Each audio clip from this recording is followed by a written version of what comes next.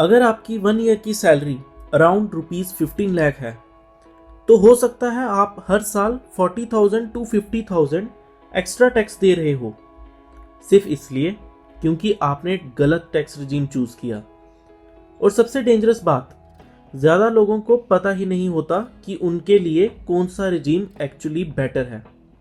आज की इस वीडियो में मैं आपको old versus new tax regime simple language में समझाऊंगा, रियल कैलकुलेशन के साथ, ताकि आप नेक्स्ट टाइम टैक्स भरते वक्त एक भी रुपये एक्स्ट्रा ना दो।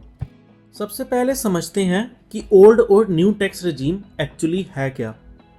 ओल्ड टैक्स रिजीम में आपको ज़्यादा टैक्स स्लैब्स मिलते हैं, लेकिन आप डिडक्शंस और एग्जेम्पशंस क्लेम कर सकते हो, जैसे ATC, ATD, HRA, home loan interest extra. मतलब अगर आप इन्वेस्टमेंट्स करते हो या इंश्योरेंस लेते हो तो आप अपना टैक्सेबल इनकम कम कर सकते हो।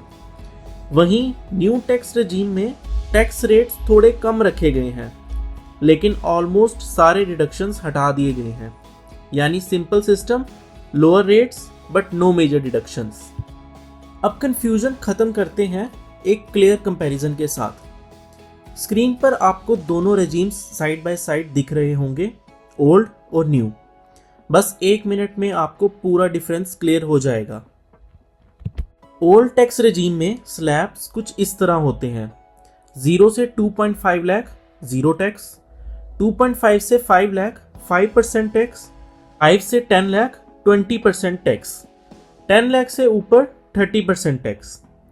अब न्यू टैक्स रिजीम देखिए, 0 से 3 लाख 0 टैक्स, 3 से 6 लाख 5% टैक्स, 6 से 9 लाख 10% टैक्स, 9 से 12 लाख 15% टैक्स, 12 से 15 लाख 20% टैक्स एंड 15 से ऊपर 30% टैक्स।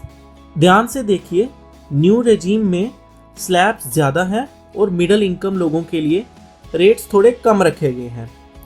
लेकिन ओल्ड रेजीम में आप डिडक्शंस क्लेम कर सकते हो, जो आपका टैक्सेबल इनकम सिग्निफिकेंटली कम कर देते हैं। यही मेन गेम है। चलिए अब एक प्रैक्टिकल एग्जांपल देखते हैं। मान लीजिए आपकी एनुअल सैलरी ₹10 लाख है। सबसे पहले न्यू टैक्स रिजीम देखते हैं। सैलरी ₹10 लाख है और अगर आप सैलरीड एम्प्लॉय हो तो 75,000 का स्टैंडर्ड डिडक्शन मिलता है, तो टैक्सेबल इनकम हो गई 9,25,000। अब स्लैब्स के हिसाब से टैक्स कैलकुलेट करते हैं।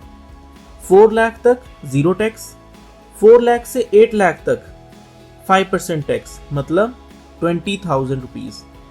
8 से 9.25 लाख पर 10% टैक्स, अराउंड 12,500। टोटल टैक्स बनता है अप्रॉक्सीमेटली 32,500। लेकिन यहाँ आता है सेक्शन 87A रिबेट। क्योंकि आपका टैक्सेबल इनकम 12 लाख से कम है, गवर्नमेंट पूरा टैक्स कैंसिल कर देती है, so final tax payable is 0। अब ओल्ड टैक्स रिजीम देखते हैं।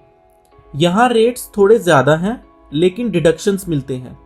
मान लीजिए आपने ₹1.5 लाख ATC में इन्वेस्ट किए, 25,000 हेल्थ इंश्योरेंस लिया और 50,000 स्टैंडर्ड डिडक्शन मिला। टोटल डिडक्शंस हो गया 2,25,000, तो टैक्सेबल इनकम हो गया 7,75,000। अब स्लैब्स अप्लाई करते हैं।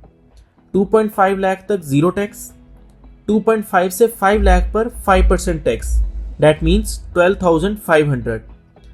5 से 7.75 लाख पर 20%, दैट मीन्स अराउंड 55,000।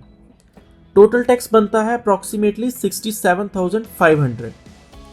और क्योंकि टैक्सेबल इनकम 5 लाख से ऊपर है, यहाँ फुल रिबेट नहीं मिलता, तो आपको टैक्स पे करना पड़ेगा। तो इस एग्जाम्पल में अगर आपकी सैलरी 10 लाख है और नॉर्मल डिडक्शंस हैं, new tax regime clearly better है, लेकिन हर इनकम लेवल पर आंसर सेम नहीं होता। अब सबसे इंपॉर्टेंट सवाल, आपको कौन सा रिजीम चूज करना चाहिए।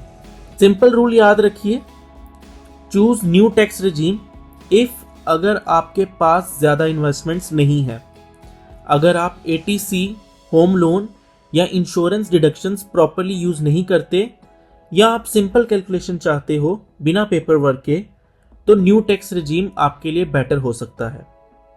चूज ओल्ड टैक्स रिजीम अगर आप रेगुलरली इन्वेस्ट करते हो, ATC का फुल यूज करते हो, होम लोन इंटरेस्ट क्लेम करते हो, HRA मिलता है, मेडिकल इंश्योरेंस का डिडक्शन लेते हो, तो ओल्ड रेजीम आपको ज्यादा बेनिफिट दे सकता है। ये गवर्नमेंट का गेम नहीं है, ये कैलकुलेशन का गेम है। जो ज्यादा डिडक्शंस यूज करेगा उसके लिए ओल्ड रेजीम स्ट्रांग हो सकता है। जो सिंपल सिस्टम चाहता है उसके लिए न्यू रेजीम इजी है। तो कंक्लूजन सिंपल है, ओल्ड और न्यू रेजीम में से कोई भी बेटर या वर्स नहीं है।